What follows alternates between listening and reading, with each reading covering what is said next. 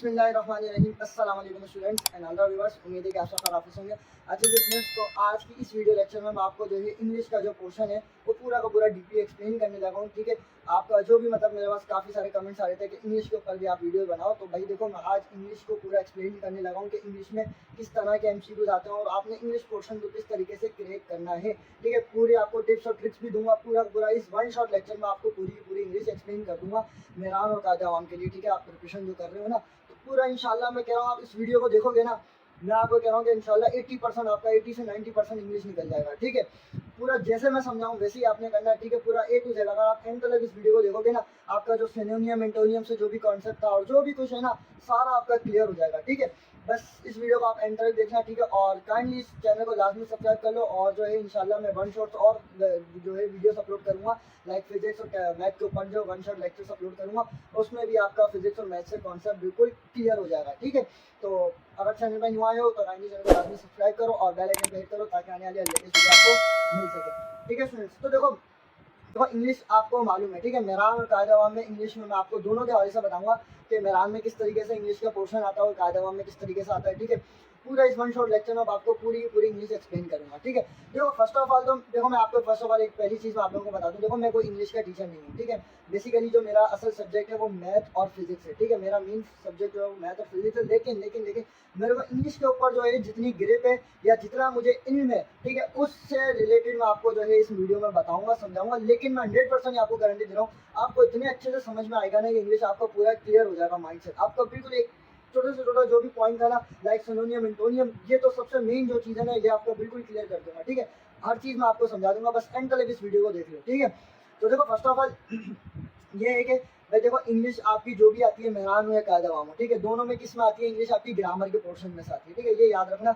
आप भले किसी भी यूनिवर्सिटी में टेस्ट दे रहे हो ना, इंग्लिश आएगी आपकी ग्रामर में से। लेकिन यहाँ पे मेहरान यूनिवर्सिटी जो है ना बेटा, वो थोड़ा सा इनसे दूसरी यूनिवर्सिटी से हट करेगा, कायदा आवाम से भी थोड़ा सा हट करे। क्यों, अभी जब इसके टॉपिक को डिस्कस करेंगे तो आपको पता लग जाएगा। ठीक है, अब देखो मेहरान और कायदा आवाम दोनों में मतलब आपकी ग्रामर से जो है इंग्लिश आती है। ठीक है, अब ग्रामर में से भी बहुत सारे टॉपिक्स हैं ग्रामर में, जैसे पार्ट्स ऑफ स्पीच होती है, टेंसेस होते हैं, और जो है वोकैबुलरी होती है, एक्टिव वॉइस, स्पेसिफाई, नरेशन, और भी बहुत कुछ होते हैं ना टॉपिक्स। ठीक है, अब ग्रामर में से वो कौन कौन से टॉपिक देता है वो भी मैंने लिखे हुए हैं। ठीक है, अच्छा देखो एक आता है सिनोनियम, एक आता है एंटोनियम, ठीक है, उसके बाद एक्टिव वॉइस, पैसिव वॉइस, उसके बाद नरेशन या उसे हम डायरेक्ट इनडायरेक्ट भी कहते हैं। ठीक है, और फिर आता है प्रीपोजिशन। ठीक है, अब यहाँ तक आप समझ गए। अब ये जो है ग्रामर के टॉपिक्स हैं जो कि आपको देगा किसके अंदर, टेस्ट के अंदर। ठीक है, इन टॉपिक्स में से जो है एमसीक्यूज आप लोगों को देगा। लेकिन क्या होगा मेहरान के अंदर बेटा, वो क्या करता है कि टेक्स्ट बुक में से भी एमसीक्यूज देता है वो। ठीक है, मेहरान के अंदर क्या करता है, वो टेक्स्ट बुक के अंदर से भी एमसीक्यूज देता है। मेहरान यूनिवर्सिटी के अंदर जो है वो टेक्स्ट बुक के भी कुछ एमसीक्यूज आपको देता है। ठीक है, आप जो है टेक्स्ट बुक में जो आप लोगों ने आपकी पुरानी जो इंग्लिश की बुक थी ना, उसके अंदर आपके पास 3 बुक होती थी इंग्लिश की। ठीक है, एक कौन सी होती थी, आपके पास एक टेक्स्ट बुक होती थी, तीनों ही टेक्स्ट बुक थी। ठीक है, एक टेक्स्ट बुक थी और एक पोयम वाली बुक थी और तीसरी जो थी वो नॉवेल वाली बुक थी। ठीक है, ये 3 बुक्स है ना, इनमें से भी एमसीक्यूज देता है। वो किस तरीके से देता है कि टेक्स्ट बुक में जो आपके पास चैप्टर होता था उसके ऑथर का नाम क्या है, पोयम में से भी यही आपको जो उसके ऑथर का नाम पूछता था कि ये पोयम किसने लिखी है। ठीक है, और नॉवेल में भी आपसे कुछ पूछ लेता था कि कौन कौन सी नॉवेल्स हैं। तो इनमें तो है ये, आप ये वाले एमसीक्यूज आपको मेरे ख्याल से शायद बुक आप लोगों की चेंज हुई है ना, तो अभी आप लोग न्यू स्टूडेंट्स हो, तो इसमें ये है कि आप लोग क्या कर सकते हो कि आप पास पेपर उठाओ, पास पेपर में आपको एमसीक्यूज मिल जाएंगे ये वाले टेक्स्ट बुक के। ठीक है, पोयम वाले और ये नॉवेल वाले, बस उन्हीं एमसीक्यूज को रिपीट कर लो। मे भी नहीं, इंशाल्लाह उसी में से जो है एक दो एमसीक्यूज आपको देगा। ठीक है, अब बात करते हैं कि किस टॉपिक के कितने एमसीक्यूज आते हैं। देखो आपके पास सिनोनियम है। ठीक है, सिनोनियम में आपके पास 5 एमसीक्यूज आते हैं, एंटोनियम के आपके पास 5 एमसीक्यूज आएंगे, एक्टिव वॉइस, पैसिव वॉइस में से 5 एमसीक्यूज आएंगे। ठीक है, डायरेक्ट इनडायरेक्ट और या उसे हम नरेशन भी बोलते हैं। ठीक है, उसके 5 एमसीक्यूज आएंगे। ये 20 एमसीक्यूज तो आपके पक्के हुआ है। ठीक है, ये 20 एमसीक्यूज आपके, इन चारों के 20 एमसीक्यूज पक्के हुआ है। इन 4 में से 5-5 एमसीक्यूज तो लाजमी आएंगे। ठीक है, अब मेहरान है कायदा मामा, इन 4 के एमसीक्यूज तो लाजमी पक्के हैं ना, तो आपके पास समझ लो 20 नंबर के एमसीक्यूज यहाँ पर हुआ है। ठीक है, और लास्ट फिर आपके पास जो बाकी 5 एमसीक्यूज बचे ना, टोटल हमारे पास कितने आते हैं, टोटल जो एमसीक्यूज आते हैं इसके एमसीक्यूज हमारे पास कितने आते हैं बेटा, 25 एमसीक्यूज आते हैं। ठीक है, तो 25 में से तो 5 5 5 और 5 20 एमसीक्यूज आपके पास यहाँ तक हो गए। अब बाकी जो 5 एमसीक्यूज आप लोगों के पास बचे ना बेटा, तो वो कौन कौन सा बचे, उसमें से जो है वो प्रीपोजिशन दे देगा, या टेक्स्ट बुक में से एमसीक्यूज देगा, या आपको जो है कुछ सेंटेंस दे देगा, उसको बोलेगा कि इसमें से बताओ कि आपका कौन सा वाला सेंटेंस सही है। ठीक है, या तो आपसे इस तरीके से भी वो दे सकता है करेक्ट स्पेलिंग वाला, ठीक है। आपको कोई स्पेलिंग देगा और उसमें से पूछेगा स्पेलिंग कौन सी सही होगी, यानी कि मिक्स एमसीक्यू देगा वो। 5 बचे जो 5 एमसीक्यू होंगे वो थोड़े से मिक्स होंगे ना, ठीक है। उसमें से कोई से भी आपको एमसीक्यू दे सकता है। बाकी अगर टेक्स्ट बुक को हटा दो तो ये जितने भी अब ये टॉपिक्स बचे हैं ये सारे का जवाब के अंदर आएंगे, ठीक है। अब मेहरान के अंदर एक टॉपिक का इजाफा होता है, वो टेक्स्ट बुक का इजाफा होता है, ठीक है। तो उम्मीद है कि आपको यहाँ तक तो समझ में आ गया होगा। अब देखो यहाँ पर मैंने नीचे पॉइंट लिखा हुआ है कि आपको आप लोगों को ये आना चाहिए। क्या आना चाहिए भाई? आप लोगों को इंग्लिश के अंदर जो है बेटा, अगर इंग्लिश पोर्शन को आप पढ़ रहे हो ना, ये 100% याद रखना। आपको वोकेबलरी आपकी बहुत अच्छी होनी चाहिए, आपको टेंसेस आने चाहिए और पार्ट्स ऑफ स्पीच। भले आप डीपली नहीं आओ, ठीक है। आपको ऐसा नहीं है कि आपको बहुत डीपली आपको पता हो, वोकेबलरी आपको पूरी याद हो, या टेंसेस आपको पूरे अच्छे से आते हो, नहीं। अगर आपको बेसिक भी पता है ना कि टेंस क्या होता है, ठीक है, टेंसेस की कितनी जो है टाइप्स होते हैं, कितने टाइप के सेंटेंस होते हैं, फिर उसमें भी जो है टाइप्स के अंदर भी बहुत सारे ऐसे टेंसेस आते हैं, लाइक आपके पास प्रेजेंट इंडेफिनिट, प्रेजेंट फ्यूचर जो है, प्रेजेंट कंटिन्यूअस आ जाता है, प्रेजेंट परफेक्ट आ जाता है। तो इस तरह के भी एमसीक्यूज आते हैं, उसके अंदर भी सेंटेंस की टाइप्स आ जाती है, नेगेटिव, इंटेरोगेटिव। तो ये बहुत ज़्यादा थोड़ा डीपली हो गया, लेकिन आपको टेंसेस का बेसिक आप लोगों को पता होना चाहिए, पार्ट्स ऑफ स्पीच पता होना चाहिए, like noun, pronoun, verb, adverb, adjective, ठीक है।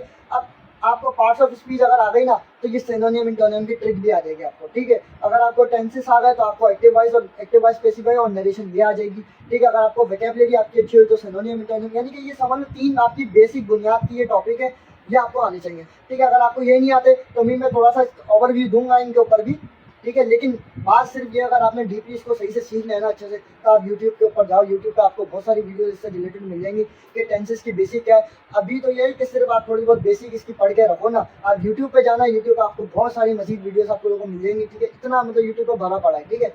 मतलब मेरे पास टाइम नहीं है, वरना मैं इसके ऊपर टेंसेस के ऊपर आपको इतने अच्छे से मैं समझा दूंगा टेंसेस बेहतरीन अंदाज से। लेकिन आप यूट्यूब पे जाओ, मेरे से भी बहुत अच्छे अच्छे टीचर्स बैठे होंगे, आप लोगों को टेंसेस समझा देंगे, तो वहाँ से जाके आप टेंसेस को समझ लो, ठीक है। अच्छा हाँ, इसके अलावा जो टेक्स्ट बुक वाले एमसीक्यूज थे जो मैंने आप लोगों को बताया, ये वाले जो है एमसीक्यूज के लिए आप जो है पास पेपर पढ़ो। पास पेपर है ना, जो आप यहाँ पर यूट्यूब चैनल में आप लोगों को बता रहा हूँ, सर नसीम जुल्फिकार का यूट्यूब चैनल है, उन्होंने 2024 पे उसके पास पेपर के एमसीक्यू सॉल्व करवाए हैं मेहरान यूनिवर्सिटी के, ठीक है। तो मेहरान यूनिवर्सिटी के जो पास पेपर उन्होंने सॉल्व करवाए हैं 2024 वाले सर नसीम जुल्फिकार ने, उनके पास जाओ, उनकी यूट्यूब पे जाओगे, यूट्यूब चैनल है उनका, उसके यूट्यूब चैनल पे जाओगे तो आपको वहाँ पे ये एमसीक्यूज मिल जाएंगे, उसके अंदर ये टेक्स्ट बुक के कुछ एमसीक्यूज आएंगे, वहाँ से ये लिख लेना अपने पास, ठीक है। अब आगे चलते हैं, सिनोनियम इंटोनियम को समझते हैं, ठीक है। और बाकी और भी जो टॉपिक्स है उनको उनका भी कॉन्सेप्ट मैं आपका क्लियर करता हूँ, ठीक है स्टूडेंट्स। अब देखो, अब जो है सिनोनियम इंटोनियम के ऊपर आते हैं, ठीक है। ये हमेशा ये तो जहन में रखना है कि बेटा आप ये कॉन्सेप्ट अपना क्लियर रखना कि भाई आपको बस ये जहन में रखते हुए चलना है कि आपके पास ये एमसीक्यूज तो लाजमी आएंगे, synonym, antonym, active voice, passive voice और नरेशन, ठीक है। ये 20 एमसीक्यूज तो इन 4 टॉपिक में से आएंगे, यानी कि 5 करके, ठीक है। ये अगर जहन में रखते हुए चलोगे ना, आपको इंशाल्लाह आपका क्लियर होगा। अगर कुछ मतलब ऐसे सोचते हैं ना कि यार पता नहीं कहाँ से आ जाएगा, क्या आ जाएगा, भाई इसी में से आएगा, जो टॉपिक मैं आपको बता रहा हूँ ना, यही टॉपिक आएंगे, ठीक है। अब सिनोनियम इंटोनियम की मैं आपको थोड़ी ट्रिक बताता हूँ, ठीक है। अब देखो सिनोनियम इंटोनियम को देखो, काफ़ी लोगों को इसमें मसला होता है सिनोनियम इंटोनियम, मुश्किल है ये, लेकिन थोड़ा बहुत ईजी अगर आपको समझ गए आप लोग। देखो सिनोनियम का मतलब होता है सेम, यानी कि सिमिलर ले लो, ठीक है। और एंटोनियम का मतलब होता है डिफरेंट, यानी कि अपोजिट। यानी कि आपके पास क्या होगा बेटा, एक एग्जाम्पल से मैं आपको समझा रहा हूँ। जैसे आपके पास एमसीक्यूज है, ठीक है। अब ये आपके पास एमसीक्यू दिया हुआ, आपको क्या देगा वो, आपको बोलेगा कि सिनोनियम ऑफ, आपको वर्ड दे देगा। ये क्या है आपके पास, वर्ड, या आपके पास कोई भी एक वर्ड है, ठीक है। सेकंड वाले एग्जांपल से समझते हैं, आपके पास बोल रहा है कि सिनोनियम ऑफ फास्ट, ठीक है। अब ये जो आपको वर्ड दिया गया है ना, आपने इसका क्या करना, मालूम करना है, सिनोनियम मालूम करना है। और सिनोनियम का मतलब तो हम समझ गए कि सिनोनियम का मतलब क्या होता है, सेम, यानी कि सिमिलर। तो आप क्या करोगे कि जो वर्ड है ना, इसकी वर्ड की मीनिंग आप पहले लिखो, आप इस वर्ड की मीनिंग निकालो। फास्ट का मतलब क्या होता है, तेज, ऐसी होता है। फास्ट का मतलब क्या होता है भाई, तेज होता है, ठीक है। अब क्या होगा, अब आपके पास ये जो 4 वर्ड्स दे रहा है ना, इसमें भी वो वर्ड निकालो जो मीनिंग जो इसी की हो, वो इसी की होगी। यानी कि फास्ट है, वो फास्ट का मतलब जल्दी होता है या तेज होता है, ठीक है। तो क्विक का मतलब भी क्या होगा, जल्दी या तेज, तो इसका मतलब भी यही निकलना है ना। तो मतलब वर्ड की जो मीनिंग है वो सेम आ रही है, तो इसी को हम सिनोनियम बोलते हैं, यानी कि इसी का सिमिलर हो, ठीक है। जो मीनिंग इसकी हो वही मीनिंग इसकी हो। तभी तो मैंने देखो पीछे क्या आप लोगों को क्या बोला था बेटा, कि आपकी वोकैबुलरी अच्छी होनी चाहिए। आगे क्या लिखा था, वर्ड्स एंड मीनिंग, यानी कि वर्ड्स मीनिंग आप लोगों की अच्छी होनी चाहिए। अगर आपकी वर्ड्स मीनिंग अच्छी होगी ना, यानी कि आपको जो वर्ड दिया जाएगा ना, आपको उस वर्ड की मीनिंग आपको आनी चाहिए। फिर आप क्या करोगे, 4 ऑप्शन को आप देखोगे और 4 ऑप्शन की आप मीनिंग लिखोगे, ठीक है। वहाँ पे तो नहीं लिखोगे, लेकिन आपको आनी चाहिए, ठीक है। आप लोगों को अगर उस वर्ड की मीनिंग आएगी ना, तो आप इजीली कर जाओगे। अब इसका मतलब भी क्या होता है, तेज या जल्दी, ठीक है। इसको लिख देता हम जल्दी, ठीक है, तो ये ऑप्शन आपका राइट हो जाएगा। बाकी स्लो क्या होगा, अब ये जो स्लो होगा ना ये इसका अपोजिट होगा, यानी कि इस फास्ट का अपोजिट क्या होगा, स्लो। हम जैसे वर्ड अपोजिट पढ़ते हैं ना, तो ये वही है वर्ड्स अपोजिट। एंटोनियम क्या होगा, एंटोनियम का मतलब क्या बोला है, डिफरेंट, यानी कि अपोजिट। जो आपको वर्ड दिया जा रहा है ना उसी का जो अपोजिट होगा ना वो एंटोनियम कहलाएगा। यानी कि जैसे आपको एग्जांपल में मैंने यहाँ पे समझाया भी है कि एंटोनियम ऑफ नेचुरल, नेचुरल का एंटोनियम क्या होगा। अगर इस वर्ड का जो है आप अपोजिट निकालोगे, यानी कि वर्ड्स अपोजिट की मैं बात करूँ, इस वर्ड का आप अपोजिट निकाल लो तो बेटा क्या निकलता है, आर्टिफिशियल।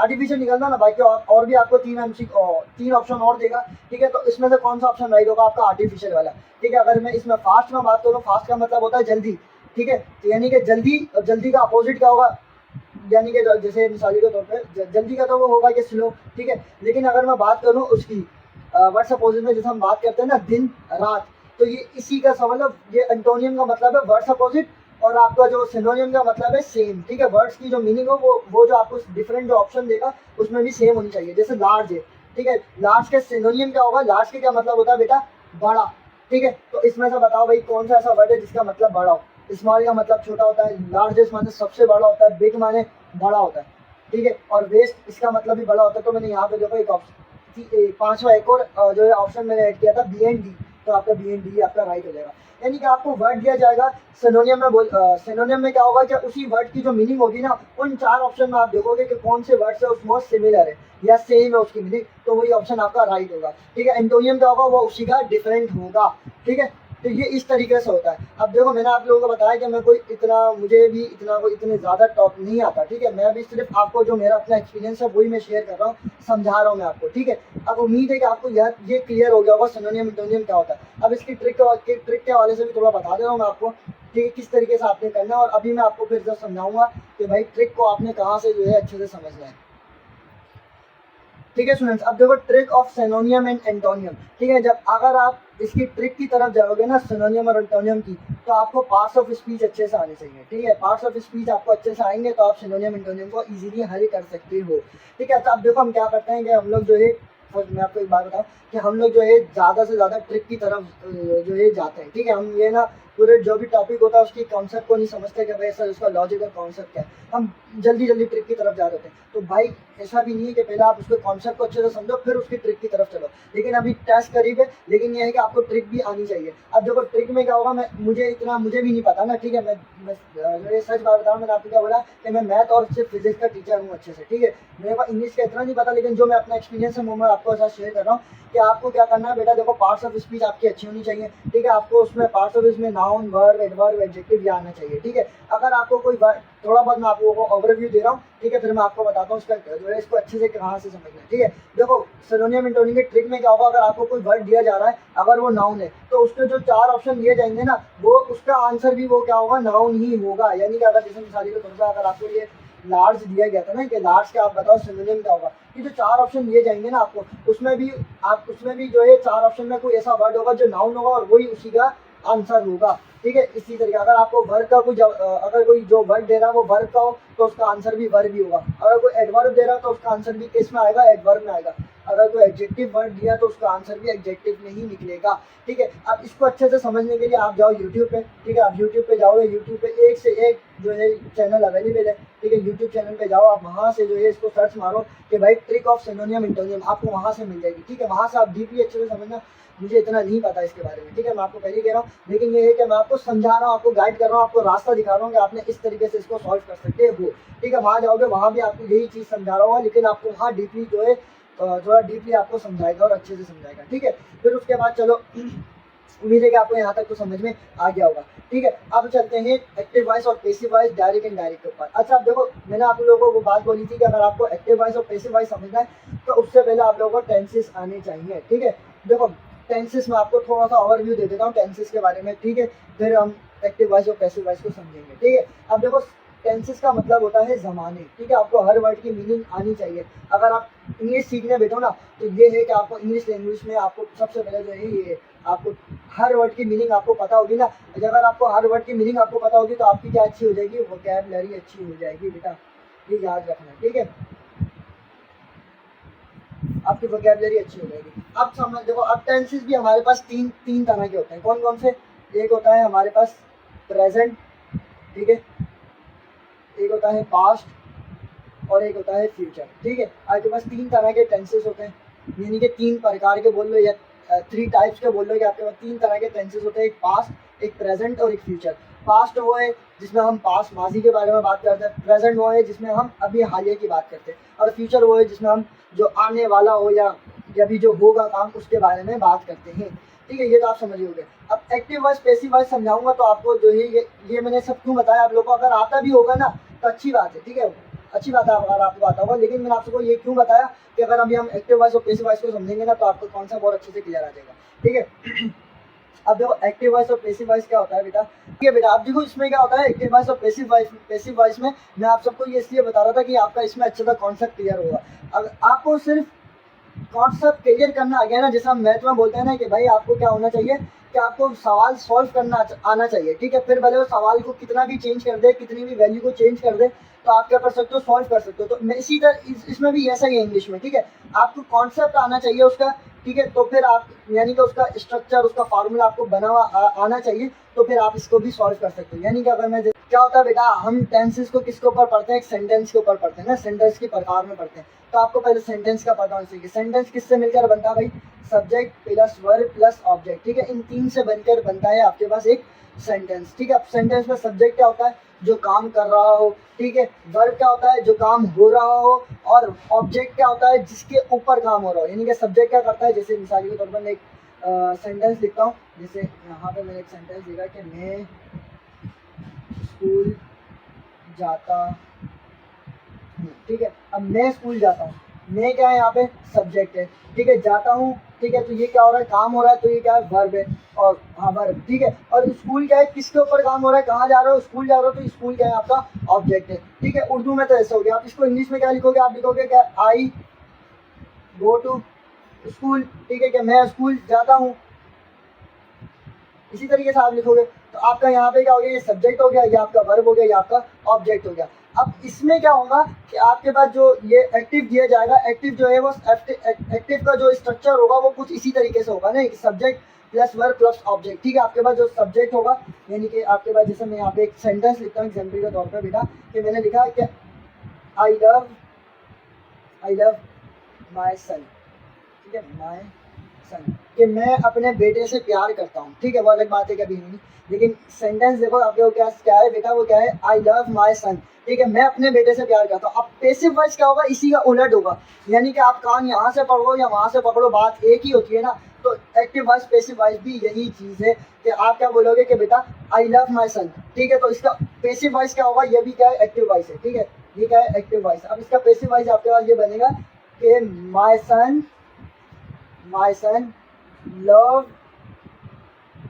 इज लव बाय मी। ठीक है, ये टेंस इसका पैसिव में बनेगा। अब देखो, अब आपके पास क्या बात हुई, इसने उलट क्या कर दिया कि भाई मैं अपने बेटे से प्यार करता हूँ। ठीक है, पैसिव वॉइस में क्या बना है कि मेरा बेटा मेरे से प्यार करता है। ठीक है, तो बात तो वही हुई ना कि मैं अगर अपने बेटे से प्यार करूँ या मेरा बेटा मेरे से प्यार करे, बात तो एक ही है। या मैं कहूँ कि मैं जो है यहाँ पे सेंटेंस में अगर इस तरीके से कहूँ कि बेटा मैं लिख रहा हूँ। ठीक है, या मैं कागज़ पे लिख रहा हूँ, ये कागज़ पे लिखा जा रहा है मेरे ज़रिए से, तो बात तो वही है ना कि लिख कौन रहा है, मैं ही लिख रहा हूँ। बात तो टेंस की वही है, काम यहाँ से पकड़ो या वहाँ से पकड़ो, यही चीज़ आपकी एक्टिव वॉइस पैसिव वॉइस है। ठीक है, अब इसका थोड़ा सा स्ट्रक्चर आप समझ जाओ, लेकिन ये सारा का सारा जो मैं आपको समझा रहा हूँ ना, ये सारे के सारे टॉपिक का कॉन्सेप्ट पहले आपने यूट्यूब से पढ़ना है। मैं सिर्फ आपको ऊपर वर्बली आपको जो है कॉन्सेप्ट समझा रहा हूँ, सिर्फ ऊपर से ओवरव्यू दे रहा हूँ, बाकी समझना आपने खुद से यूट्यूब से ही है। ठीक है, ये बस ये ध्यान में रखना कि भाई इसमें से 5 MCQs आएंगे, इसमें से इतने आएंगे, तो उस जो टॉपिक है उसका कॉन्सेप्ट आप अच्छे से अपना क्लियर कर लो, तो इंशाल्लाह आपका जो ये जो MCQs है इंग्लिश का पोर्शन वो निकल जाएगा। ठीक है, अब देखो इसका स्ट्रक्चर क्या होगा बेटा, आप लोगों के पास इसका स्ट्रक्चर थोड़ा सा आप समझो कि आपके पास हर जो मतलब जो मैंने आप लोगों को यहाँ पे बात कही थी कि आपके पास 3 तरह के जो सेंटेंस होते हैं, टेंसेस होते हैं, प्रेजेंट, पास्ट और फ्यूचर। तो हर जगह पे यहाँ पे वर्ब की जो है अलग अलग फॉर्म इस्तेमाल होगी, कहीं पे बीइंग लगेगा, कहीं पे बी लगेगा। ठीक है, कहीं पे बाय लगेगा, तो उसके लिए आपको यूट्यूब से ही समझना पड़ेगा। लेकिन स्ट्रक्चर जो है जनरल स्ट्रक्चर मैं आपको बता देता हूँ कि इसमें क्या होता है, आपका ऑब्जेक्ट पहले आ जाता है, यानी कि समझ लो फार्मूला है इसका। ठीक है, फार्मूला क्या होगा कि बेटा ऑब्जेक्ट आपके पास पहले आ जाता है, फिर क्या आ जाता है, इज, एम, आर या फिर वाज वर्ब। ठीक है, वाज वर्ब या फिर हैड बीन। ठीक है, कुछ भी आ जाता है आप लोगों के पास। ठीक है, हैड बीन आ जाता है या हैव बीन आ जाता है। तो उसके बाद फिर आपके पास आएगा वर्ब की थर्ड फॉर्म, ठीक है, फिर उसके बाद आएगा बीइंग या बाय, ठीक है, उसके बाद आएगा आपके पास सब्जेक्ट। तो इस तरीके से आपने जो ये टेंस को बना के इस स्ट्रक्चर में रखना होगा या इस स्ट्रक्चर के मुताबिक बनाना होगा, तो आपका वो एक्टिव जो है पैसिव में कन्वर्ट हो जाएगा। ठीक है, आप यूट्यूब पे जाओगे तो आपको यूट्यूब पे जाके बहुत अच्छे से वहाँ पे समझ में आ जाएगा। और इन सब को समझने के लिए एक बहुत अच्छा जो है लेजेंड बंदा है, ठीक है, उसका यूट्यूब चैनल में बता रहा हूँ, डियर सर के नाम से। उसके बाद जाओ, ठीक है, डियर सर के यूट्यूब चैनल पे जाओ, आपको वहाँ पे इंग्लिश का सारा टॉपिक, सारा का सारा कॉन्सेप्ट क्लियर हो जाएगा। अब आप क्या करोगे, आपके पास शॉर्ट टाइम है, आप क्या करोगे, पहले तो आपने इसका टॉपिक और कॉन्सेप्ट को क्लियर करना है। ऐसा नहीं कि आप ट्रिक की तरफ जाओ, आप पहले जो है सिनोनियम एंटोनियम का कॉन्सेप्ट क्लियर करो। जो मैंने आपको कॉन्सेप्ट तो मैंने आप लोगों को बता दिया, ठीक है। अब काफ़ी बच्चे क्या करते हैं, इसको याद करने बैठ जाते हैं ना, सिनोनियम एंटोनियम का, कि ये वर्ड के मीनिंग ये होगी, इसकी ये होगी, उसकी वो होगी। तो ये आप लोग बहुत बच्चे जो है याद करने बैठते हैं, ठीक है। याद नहीं करना इसको, मैंने आपको जो समझाया ना, इसको वैसे ही समझना है और इसकी ट्रिक को जाके यूट्यूब पे देखना है आपको। जो सबसे पहले जो 2-3 आपको यूट्यूब चैनल मिल जाएंगे, ठीक है, बहुत सारे हैं वैसे तो, आप 2-3 देखना जिससे आपको अच्छा समझ में आए, उन सब का जो है आपने मतलब उसी को आपने फॉलो करना है, ठीक है। फिर उसके बाद जो है आपने बेटा कहाँ जाना है, आपका एक्टिव वॉइस पैसिव वॉइस भी क्लियर हो गया, आपने एक्टिव वॉइस पैसिव वॉइस को समझ लेना है कहाँ से, डियर सर से। उसके बाद डायरेक्ट इनडायरेक्ट की बात करें, या उसे हम नरेशन भी बोलते हैं। अब डायरेक्ट इनडायरेक्ट क्या होता है बेटा, एक तो हो गई सीधी सीधी बात, ठीक है, और एक हो गई घुमा फिरा के बात। तो यही डायरेक्ट इनडायरेक्ट है, ठीक है। यानी कि अभी मैं समझाता हूँ डायरेक्ट इनडायरेक्ट, ठीक है। अब देखो डायरेक्ट इनडायरेक्ट में क्या होता है कि मिसाल के तौर पर आपका ये बंदा है, ठीक है, मैंने इससे बात करी, ठीक है, इन दोनों ने आपस में बात करी, ठीक है। इन दोनों ने आपस में जब कम्युनिकेशन करा, इसने इसको पैगाम दिया या इसने इसको पैगाम दिया, दोनों ने आपस में बात करी, ये तो हो गई डायरेक्ट कन्वर्सेशन, यानी कि डायरेक्ट बात, ठीक है। अब क्या हुआ, मैंने भाई इसको बोला कि भाई तू है ना स्कूल में बोल दियो कि कल मैं स्कूल नहीं आऊँगा, ठीक है। मैंने इसने यानी कि समझ लो ये जो है बंदा अली है, अली ने जो है वो उसामा को बोला, ठीक है। अली ने उसामा को बोला कि यार तू कल मिस को बोल दियो कि वो मैं स्कूल नहीं आऊँगा, ठीक है। तो अब क्या होगा कि भाई उसामा ने जाके जो है मिस से जो है बोल दिया कि मिस, अली ने बोला है कि वो कल स्कूल नहीं आएगा, ठीक है। तो ये हो गई इनडायरेक्ट बात। जैसे कहते हैं ना, वो आपस में कोई अगर बात नहीं कर रहा होता भाई इसको बोलते हैं यार तू उसको बोल, ये चलेगा मेरे साथ, तो इनडायरेक्ट बात हो गई ना। तो ये डायरेक्ट इनडायरेक्ट है। अब इसको किस तरीके से सॉल्व करते हैं, ये भी टेंसेस के ऊपर डिपेंड करता है। आपको टेंस पहले आना चाहिए भाई, टेंस क्या होता है, सेंटेंस क्या होता है। सेंटेंस को मैंने आपको समझा दिया, जो subject plus verb plus object से मिलकर बनता है, ये आपका सेंटेंस कहलाता है, ठीक है। अब मेरे को टाइम मिला, मैं आपको टेंसेस इतने अच्छे से समझाऊँ इंशाल्लाह।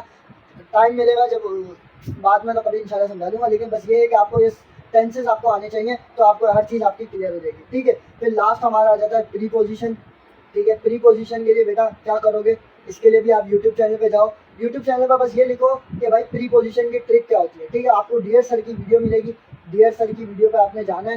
डियर सर आपको इतने अच्छे से समझा रहा है, लेकिन थोड़ा सा कॉन्सेप्ट मैं दे रहा हूँ भाई। प्रीपोजिशन क्या होता है, जो नाउन और प्रोनाउन से पहले आता है या नाउन और प्रोनाउन को बताता है, वो आपका प्रीपोजिशन होता है ना, ठीक है। जैसे मिसाल के तौर पर अली लीव इन कराची, ठीक है। अली लीव इन कराची। अब कराची का आपके पास एक नाउन है, ठीक है, कराची का आपके पास एक नाउन है, जगह का नाम है।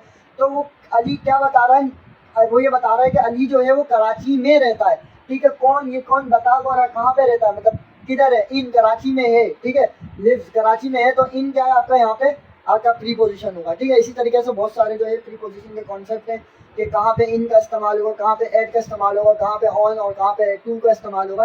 तो ये सब जो है आपको यूट्यूब चैनल से ही मिलेंगे, ठीक है। मैंने ओवरव्यू दे दिया है कि आप भाई किस तरीके से कर सकते हो। बस मेन लॉजिक ये है कि आपको ये समझ में आ गया कि भाई किस तरीके के एमसीक्यूज आते हैं। ये इन्हीं में से एमसीक्यूज आएंगे आपके पास, सिनोनियम एंटोनियम। अब आप कोशिश करना कि इसमें तो भाई देखो, इसमें तो आप बाय ट्रिक अगर आप सॉल्व करने की कोशिश करोगे तो मेरे हिसाब से आप इंशाल्लाह 3 एमसीक्यूज इसमें 3 एमसीक्यूज इसमें कर जाओगे, ठीक है। पास पेपर के भी एमसीक्यूज इसमें से पढ़ना। कभी होता है कि पास पेपर के हमेशा रिपीट करते देता था। और एक और चीज़, ठीक है, एक और चीज़ आप यहाँ पे ये करना बेटा कि पाक mcqs.com वाली वेबसाइट है, इस वेबसाइट पर जाना, ठीक है। इस वेबसाइट पे जाके सिनोनियम antonym active voice passive voice के एमसीक्यूज लाजमी देखना। कभी कभी ये होता है कि आपके पास जो भी, अगर आप गवर्नमेंट एग्जाम दे रहे हो या आप यूनिवर्सिटी का एग्जाम दे रहे हो, तो यूनिवर्सिटी क्या करती है, बहुत सारी यूनिवर्सिटीज़ को मैंने देखा है बाकायदा, ठीक है। क्या होता है, वो इसी वेबसाइट से एमसीक्यूज उठाए जाते हैं, ये याद रखना। इस एमसीक्यूज पे, इस वेबसाइट पे जाके एमसीक्यूज को लाजमी देखना, ठीक है। क्या पता है जो है इसी में से आ जाए एमसीक्यूज, ठीक है।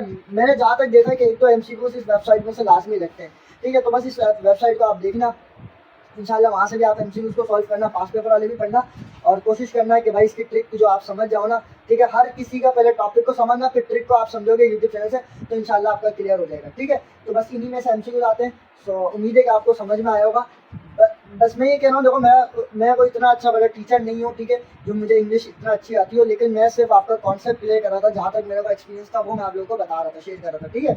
तो उम्मीद है कि आपको ये समझ में आ गया होगा, ठीक है। अगर आपने यहाँ तक इस वीडियो को देखा और आपको ये समझ में आया है, ठीक है, कहीं पर मेरी कोई गलती लगी तो मुझे कमेंट में बता दीजिएगा। अगर आपको ये वीडियो लेक्चर अच्छा लगा है तो उस हवाले से भी एक कमेंट कर दीजिएगा, बता दीजिएगा कि आपको ये वीडियो आपको कैसी लगी, ठीक है। अगर आपको ये वीडियो अच्छी लगी तो वीडियो को लाइक कीजिएगा, चैनल को लाजमी सब्सक्राइब करिएगा और उस वीडियो को अपने फ्रेंड्स के साथ लाजमी शेयर करिएगा। थैंक्स फॉर वॉचिंग, दुआ में याद रखिएगा।